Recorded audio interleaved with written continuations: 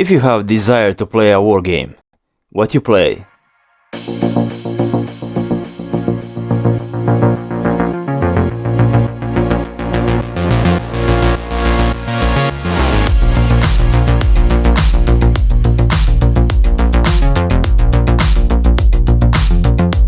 You see, these cinematics are so well edited.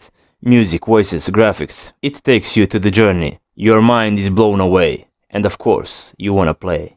That is the goal. But these trailers in many times are way better than game. I know you know why. I will not repeat someone else's words. Because there is YouTube. So you can check, see, whatever. In this video I made before, I mentioned Arma.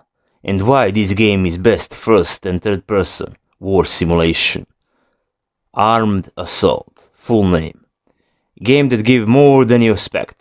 It's not only campaigns and multiplayer that are popular. Editor is gold here. And once you learn what you can do, oh boy.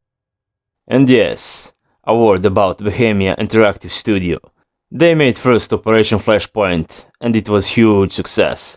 Also, expansion Red Hammer and Resistance was equally good. They do this with Codemasters. They published. And then, plan was Operation Flashpoint 2, and this one never happened. Later we have Dragon Rising and Red River, but it was only Codemasters, and there was some other projects between these two. They all failed. Why? Apparently Bohemia Interactive Studio are not good at making promises. They had a contract, and they failed to deliver on time.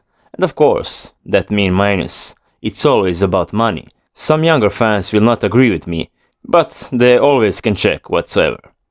Cut to chase. Bohemia was alone now, and they needed good product. And they made it. First Arma was outstanding, and their mission was successful, preventing bankruptcy. Game was released for the rest of the world in 2007, and only 2 years later we have a new product, Arma 2. Dragon Rising was released the same year few months later, and there was no competition. Absolutely winner was Arma.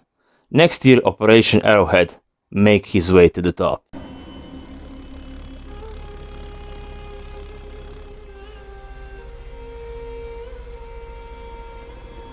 There is more games made by Bohemia, but we're gonna stick to title. And interesting thing, next Arma was supposed to be with aliens. What happened? Two chess guys arrested on the Greek island Lemnos, and this is crazy. They were charged for espionage, and you guess, they were around military installation with their cameras. They wanted something that we'll use later in the game, but in the end they end up in prison because of few photos. They almost got 20 years for this. Damn. They released after 4 months. Team in charge was not interested anymore to continue with this project, so they came up with this Island Altis, and Arma 3 was born in 2012. Little hard pregnancy, but okay.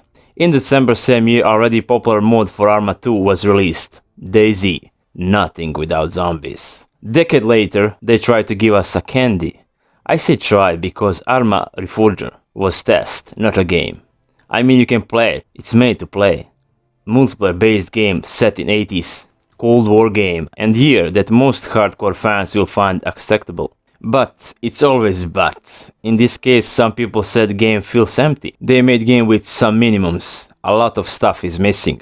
There was some updates later, some fixes, but this game still stay as they say, milestone on the long road to Arma 4. New Enfusion engine was involved in this game.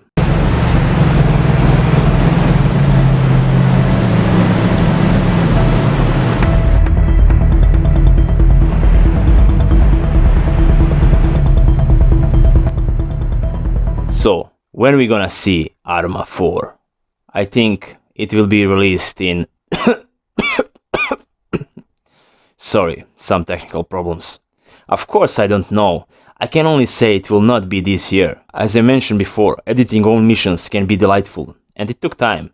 Plus, all these modes tells do you need. You can make full movie from this. You can make own campaign, multiplayer missions. Everything what we have here we can expect in Arma 4. Mods will come like always. I know it's boring, but again I will say I would love to see good campaign story from Bohemia pen. Like Resistance back in time. Time will show. Till then, goodbye.